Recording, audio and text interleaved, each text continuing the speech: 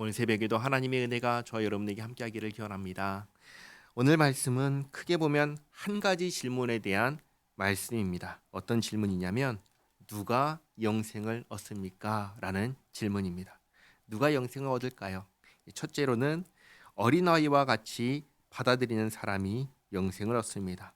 두 번째 이야기에서는 하나님께서 주시는 것이다. 그렇게 가르쳐 주시고 마지막 세 번째로는 우선순위가 바뀌어야 된다고 하십니다.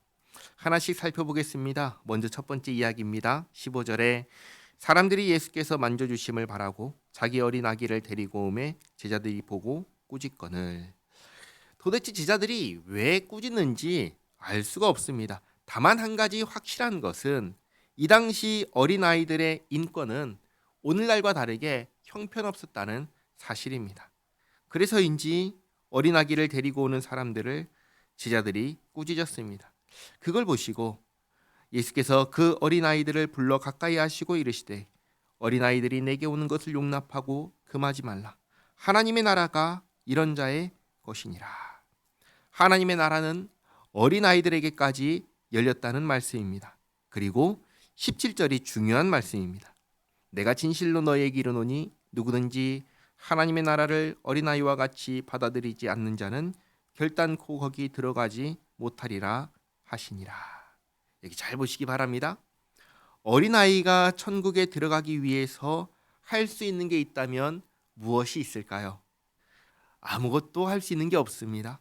오늘 예수님께 오는 것도 부모님이 데리고 와야지 올 수 있었습니다.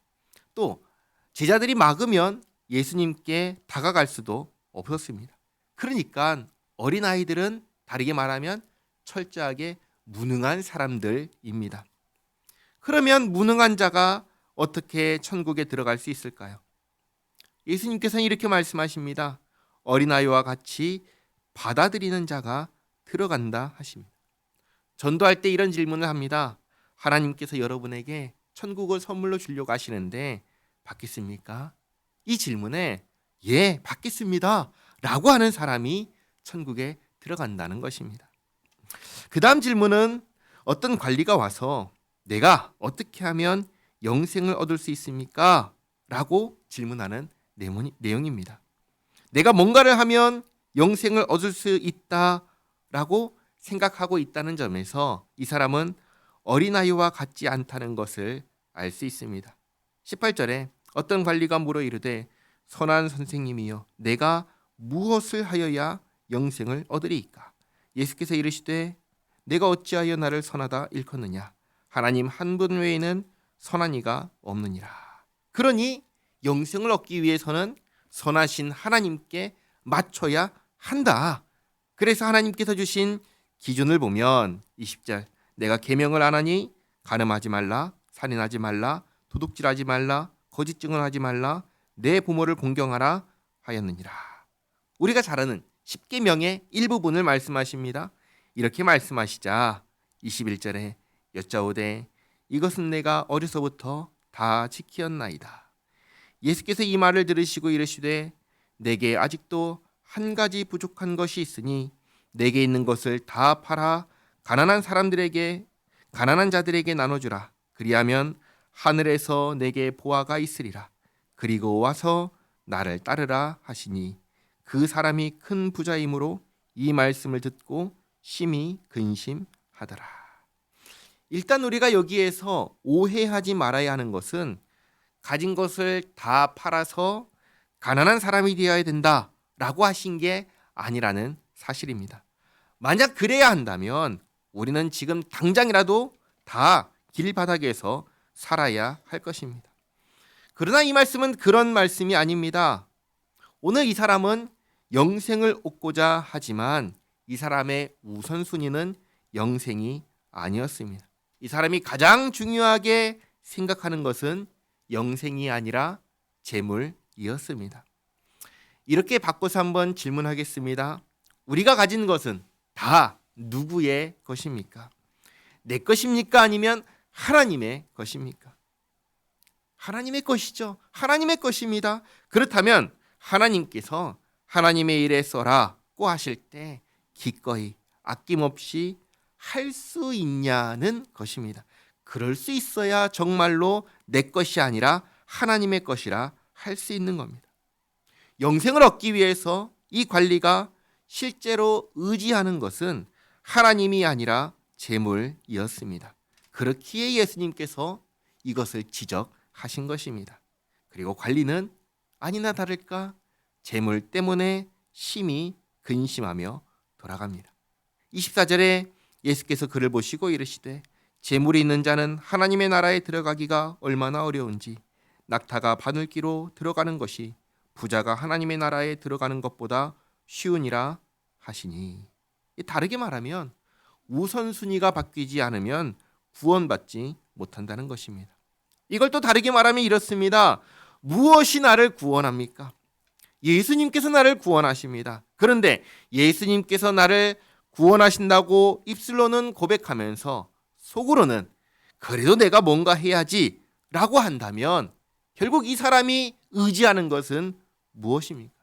예수님이 아닌 것입니다. 마치 소돔과 고모라에서 나오던 롯의 아내가 뒤돌아보듯이 그렇게 되는 것입니다. 그래서 우선순위가 바뀌지 않으면 정말로 나의 구원을 위해서 예수님만 의지하지 않으면 천국에 들어가지 못한다. 그러자 26절에 듣는 자들이 이르되 그런즉 누가 구원을 얻을 수 있나이까? 이르시되 무릇 사람이 할 수 없는 것을 하나님은 하실 수 있느니라. 여기까지 예수님의 말씀을 사람들이 너무나 잘 이해했습니다. 이렇게 철저하게 예수님만 신뢰한다는 것, 예수님만 의지한다는 것 불가능하다는 것을 이해했습니다. 어린아이와 같이 받아들일 수 없다는 걸 이해했습니다. 그래서 누가 과연 구원을 얻을 수 있습니까? 라고 한 겁니다. 그리고 예수님께서 뭐라고 하시죠? 하나님께서 하신다고 하셨습니다. 이걸 다르게 말하면 결국은 똑같은 이야기입니다. 누가 나를 구원합니까? 내가 나를 구원할까요? 그렇지 않은 겁니다. 하나님께서 나를 구원해 주시는 겁니다. 우리가 믿는 것은 이것입니다. 내가 할 수 있다가 아니라 나는 도무지 못하고 내 믿음조차 나는 의심스러운데 그런 나를 하나님께서 구원하신다는 것입니다.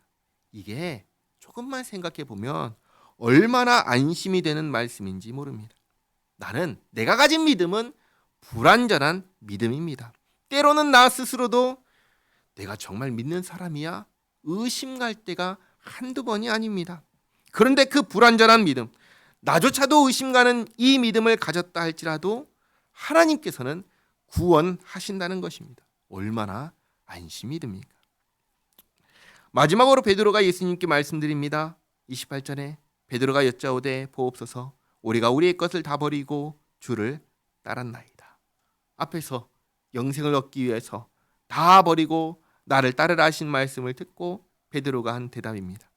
베드로의 대답을 듣고 이르시되 내가 진실로 너에게 이르노니 하나님의 나라를 위하여 집이나 아내나 형제나 부모나 자녀를 버린 자는, 또 다시 말씀드리지만 29절 말씀을 잘못 이해해서 이렇게 다 버려야 된다, 다 내팽개쳐야 된다라고 하면은 이러면 안 되는 겁니다. 성경은 부모님을 공경하라 하셨고 자녀는 믿음으로 양육하라 하셨고 아내는 내 몸처럼 사랑하라고 하셨습니다. 그러면 지금 이 말씀은 뭐냐면 나의 주님이신 하나님을 가장 우선해야 한다는 말씀입니다. 다르게 말하면 처음에 말씀드렸던 것처럼 우선순위의 문제를 놓고 말씀하신 겁니다. 이 새로운 우선순위에 맞춰서 헌신하라는 것입니다. 예를 들면 이렇습니다. 우리가 이 땅에 살면서 가장 우선해야 하는 것은 누구입니까? 하나님입니다. 그러니 하나님을 예배하는 것을 가장 우선이 되고 나머지는 그 다음이 되는 겁니다. 하나님께서 또 우리에게 무엇을 하라고 하셨습니까?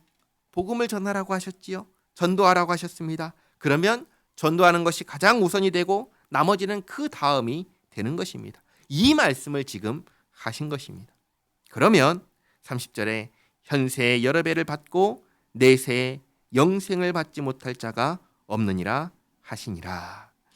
마태복음을 보시면 예수님께서 산상수훈 가운데 이런 말씀도 하셨습니다. 마태복음 6장 33절 말씀인데 제가 읽어드리겠습니다.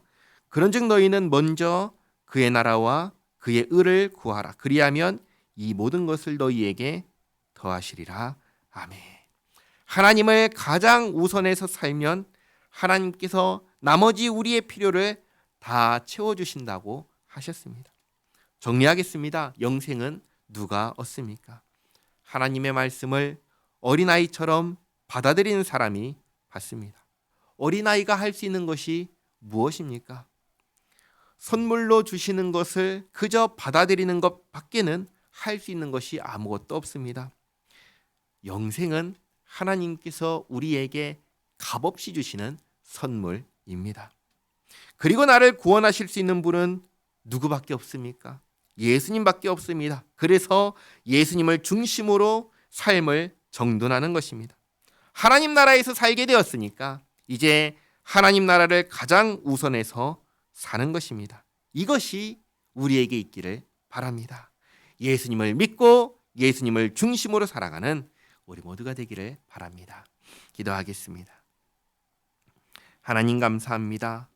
저희는 저희가 가진 믿음도 때때로 의심하며 내가 이래서 구원받을 수 있을까 생각하지만 구원이 우리에게서 나오는 것이 아니라 전적으로 하나님께서 베푸시는 은혜임을 다시금 깨닫습니다. 어린아이와 같이 무능하고 무력한 자에게 하나님의 나라를 선물로 주셔서 그저 받기만 하면 얼마든지 받을 수 있게 해주신 은혜에 감사합니다. 저희 모두가 예수님을 믿는 믿음으로 삶의 방식을 정돈하게 하옵소서. 언제나 하나님의 나라를 가장 먼저 생각하며 살게 하옵소서. 예수님의 이름으로 기도하옵나이다. 아멘.